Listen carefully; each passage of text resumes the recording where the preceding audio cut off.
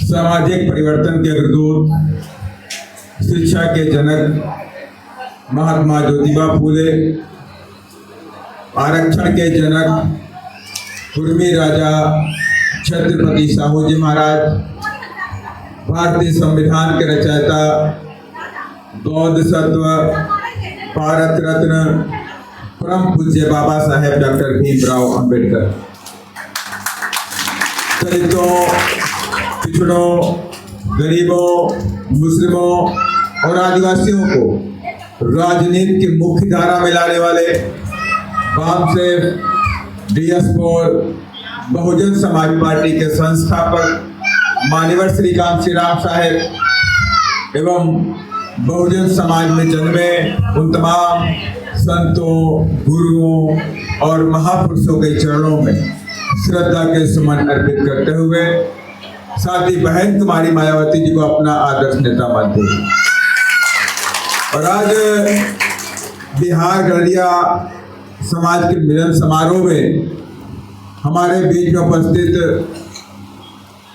हमारे प्रदेश के प्रभारी जो पूरी ताकत के साथ में लगे हैं भाई अनिल पटेल जी, प्रदेश के हमारे प्रभारी उमर शंकर गौतम जी, साथ ही बहुजन समाज पार्टी के हमारे प्रदेश के महासचिवों में साजिद जी, हुसैन जी, संजय मंडल जी और हमारे पुराने कोऑर्डिनेटर शिवशंकर जी बैठे हुए हैं और हमारे इस जिले के जिला अध्यक्ष विजय भारती जी हैं, पवन जी बैठे हैं और धनपाल जी बैठे हैं। साथ ही इस मिलन समारोह जिनके देख रेख में हुआ और जिन्होंने पटना में आके अपनी बात को रखा और अपनी बात को आज इन्होंने प्रूफ किया, उसमें से खास तौर से मैं उनका धन्यवाद करता हूँ राष्ट्रीय अध्यक्ष भारतीय गढ़िया समाज संतोष पाल जी का भी और डॉक्टर धनजी पाल जी का जो राष्ट्रीय प्रवक्ता है, दिनकर पाल जी का भी, अनिल पाल जी, निवास पाल जी, दीपक पाल जी और तमाम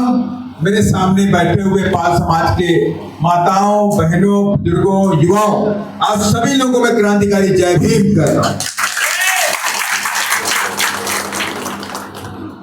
मैं आपसे थोड़ी सी बात करूंगा, मैं समझ रहा हूं समय ज्यादा हो, मैं प्रकाश डालना चाहता हूं कि आखिर ये गढ़िया समाज क्या है, ये पाल समाज कहां से है।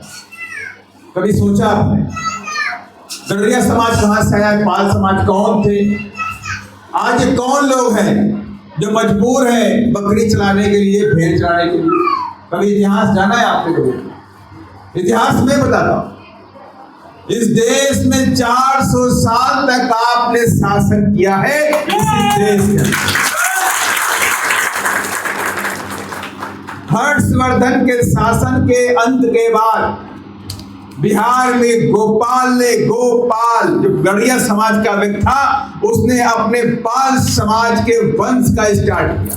उसने अपने राजशाही तंत्र को स्टार्ट किया।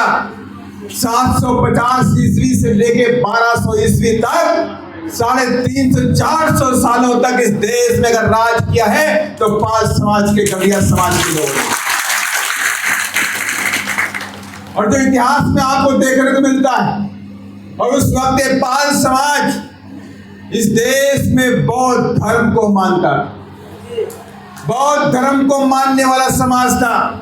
इतिहासकारों में अगर आप जाएं, इतिहास में स्टडी करें तो आपको मालूम होगा 750 ईस्वी से लेके 1200 ईस्वी तक इस देश में बौद्धों का राज था, माने कि पाल और गढ़ियों का राज।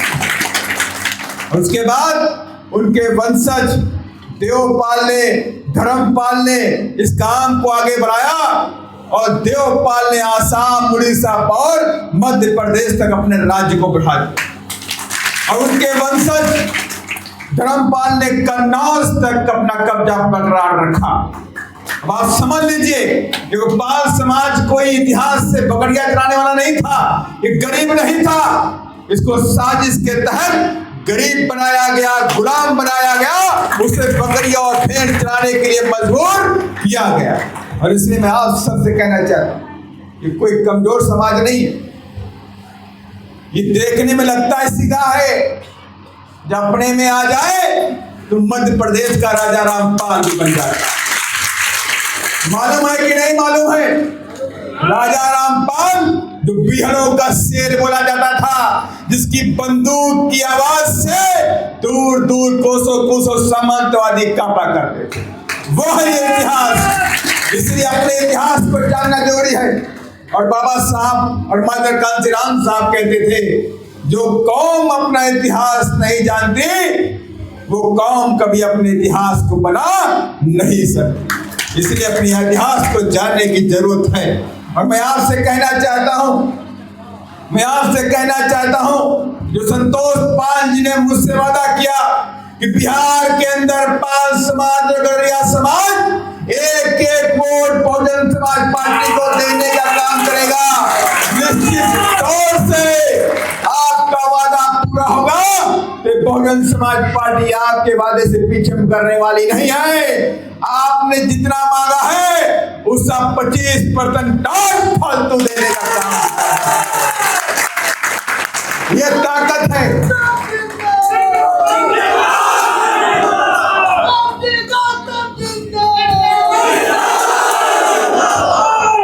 और मैं आपसे कहना चाहता हूं, अभी हमारे उमा शंकर गौतम जी कह रहे कि हम आपको मात्र टिकट नहीं दे रहे, हम आपको टिकट के साथ में हर विधानसभा में 20 से 25 हजार वोट भी मानते हैं कि नहीं मानते? ये बात पक्का मानते हैं नहीं मानते? ये ताकत बीएसपी की है। और हमारा समाज और तुम्हारा समाज दोनों टूटे फूटे लोग हो कि नहीं हो? जिनको तोड़ा गया, जिनको दबाया गया, जिनका सब कुछ छीन लिया गया और पेट पालने के मजबूरी में हमें बकरी और भेड़ चरानी पड़ी। मजबूरी में जो कौम शासक थी, जो कौम राजा थी, वो कौम आज अपने बच्चों का पेट पालने के लिए मजदूरी करता है, भेड़ और बकरी चलाने पड़ते हैं। और तुम भी कुटे पिटे और हम भी कुटे पिटे। और मैं आपसे कहना चाहता हूं कि अभी आप एग्जाम्पल देखिए, जब कुटे पिटे लोग तो मिल सकते हैं, लेकिन कुटे पिटे लोग अगर बड़े लोगों से मिलेंगे तो उनके साथ में मिल मानते हैं कि नहीं मानते? जैसे कि मकाई का आटा कुटा पिटा होता है कि नहीं है? मकाई का आटा कुटा पिटा होता है। अगर उस कुटे पिटे आटे को अगर आप दूध में मिला दो तो क्या मिल जाएगा? नहीं मिलेगा। अगर उसी कुटे पिटे आटे को अगर कुटे पिटे मिठा में मिला दो तो मिल जाएगा।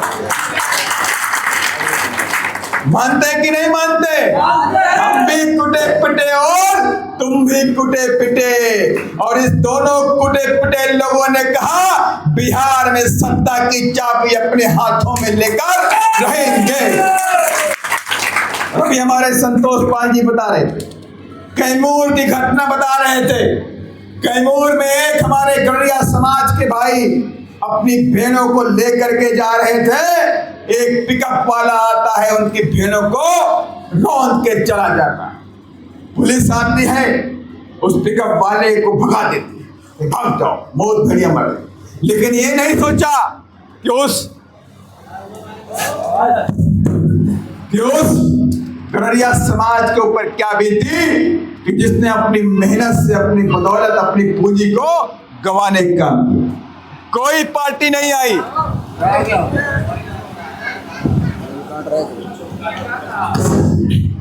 कहीं मिलके तो नहीं आए हमारे दिल्ली वालों से यार।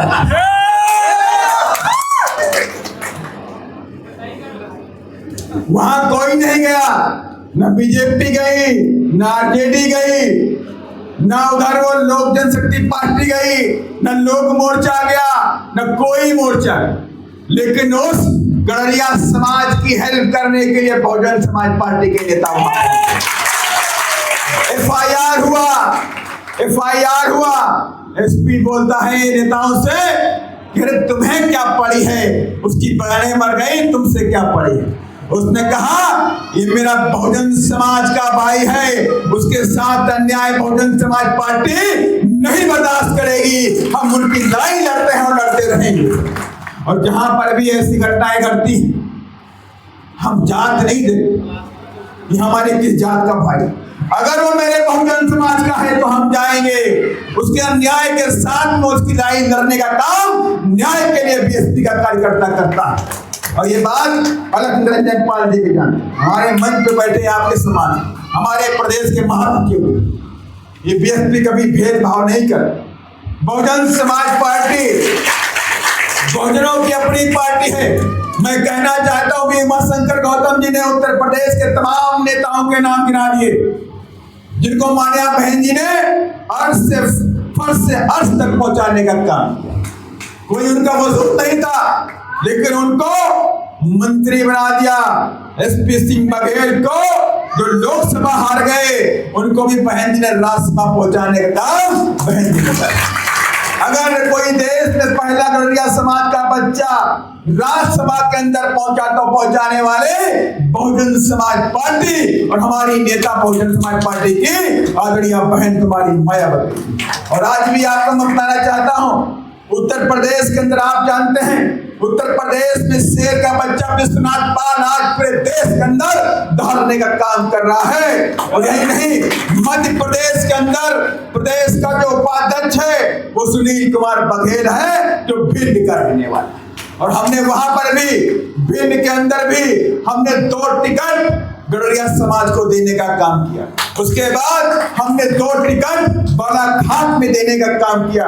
हम कभी भी अपने समाज को पीछे नहीं आगे करना चाहते, गड़रिया समाज के बच्चों को आगे करना चाहते। और ये सच्चाई है कि आपको मैं बताना चाहता हूं, तमाम यहाँ पे साथी बैठे हैं, तमाम नौजवान साथी बैठे हैं, मैं उनको ये बात बताना चाहता हूं कि बहुजन समाज पार्टी की जो विचारधारा है वो ये चाहती है कि इस देश के अंदर सामाजिक परिवर्तन होना चाहिए, इस देश के अंदर आर्थिक मुक्ति का आंदोलन होना चाहिए। ये हमारा नारा है, इस सामाजिक परिवर्तन हम करके रहेंगे, इस देश के अंदर आर्थिक मुक्ति का आंदोलन हम चला करके रहेंगे। समय लग सकता है लेकिन हमारी विचारधारा नहीं बदलने वाली है और हम ये करके रहेंगे। बीएसपी अपने महापुरुषों का मान सम्मान भी देती है। आपको देखिए कि आपके सामने कुशवाहा समाज का बेटा, सैनिक समाज का बेटा, हमारे महात्मा फूले जी की फोटो इस मंदिर में लगी है। सबसे पहले महात्मा फूले, छत्रपति साहू जी महाराज जिन्होंने हमें आरक्षण दिया, महात्मा फूले ने हमें शिक्षा का अधिकार दिया। उसके बाद आपने देखा नारायण गुरु स्वामी की आपके फोटो लगी है जो तेली, तमोली और जसवाल समाज से आते हैं। और उसके बाद आपने देखिए पेरियार रामास्वामी साहब की फोटो लगी जो कि तमिलनाडु के ईरोड के रहने वाले हैं, जो कि गड़रिया समाज का बेटा है। ये बीएसपी अपने महापुरुषों को सम्मान देती है। बीएसपी की विचारधारा इसीलिए इस देश में किसी भी पॉलिटिकल पार्टी से मैच नहीं करती है, कभी मिलती नहीं है। और हमारी लड़ाई और उनकी लड़ाई अलग है। उनकी लड़ाई आरजेडी हो, कांग्रेस हो, बीजेपी हो, मांझी जी वाली पार्टी हो, आपकी चाहे वो लोक जनशक्ति पार्टी हो, चाहे वो कुशवाहा जी वाली लोक मोर्चा पार्टी हो, हमारी लड़ाई और उनकी लड़ाई अलग है। वो विकास की बातें करते हैं लेकिन हम सामाजिक परिवर्तन की बातें करते हैं। हम सामाजिक न्याय की बात करते हैं कि हमें सामाजिक न्याय चाहिए, हमें पावर चाहिए, अधिकार चाहिए। जो तुमने हमसे छीन लिए हैं हम उनको वापस चाहते हैं। इसकी लड़ाई हमारी लड़ाई चल रही है। और ये हम निश्चित तौर से आज पूरे प्रदेश के अंदर जिस तरह से गड़रिया समाज ने अपना समर्थन जाहिर किया है, मुझे पूरा विश्वास है कि आपके साथ कदमों से कदम मिला करके और भी तमाम समाज हमारे भूले भटके लोग अलग अलग घूम रहे हैं उनको भी जोड़ने का काम करेंगे। और 2025 में बीएसपी के हाथी को इतना मजबूत कर देंगे कि बिना बीएसपी के ताला वहां नहीं खुलेगा, बिना बीएसपी के ताला नहीं खुलेगा। और जो हमारी शर्तों को मानेगा तभी विधानसभा का ताला बीएसपी खोलने का काम करेगा। और इसलिए मैं आप सबसे मैं पुनः बहुत बहुत आभार व्यक्त करता हूं कि आपने भारी ताकत के साथ में अपनी प्रेजेंस यहाँ पे दिखाई है। निश्चित तौर से जो आपकी मांगे हैं हम उनको मांगों को पूरा करके आपको 100% जोड़ करके जा रहे हैं। और इन्हीं सब बातों के साथ मैं चाहता हूँ कि आप सभी लोग अपने महापुरुषों के सम्मान में खड़े होकर के जोरदार नारे लगाने काम करेंगे। बाबा साहेब अमर रहे, महात्मा फुले अमर रहे, छत्रपति शिवाजी महाराज अमर रहे, रामास्वामी साहब अमर रहे, अहिल्याबाई होलकर जी माता जी अमर रहे, मदर कांचीराम साहब अमर रहे, बहन जी जिंदाबाद, बीएसपी जिंदाबाद, बीएसपी की क्या पहचान? नीला झंडा, नीला झंडा, बीएसपी की क्या पहचान? नीला झंडा, जय भीम, जय भारत। धन्यवाद। बहुत बहुत धन्यवाद इंजीनियर साहब राम जी गौतम जी, आपके मुख्य अतिथि के रूप में।